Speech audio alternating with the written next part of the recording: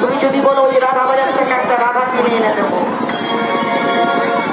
পঞ্চরাম বলছে হবে না, হবে না, না হবে না, হবে না, হবে না, হবে না, হবে না, ওই রাধা বাজার থেকে আর কেনাতে হবে না, রাধা চোখে আর কেনাতে হবে না, হবে না, হবে না, হবে না, হবে না, রাধা বাজার থেকে রাধা কেনা যে হবে না, রাধা কেনা তো হবে না, হরি হরি হরি হরি হরি হরি হরি বলে হরি হরি হরি হরি কেনা তো হবে না।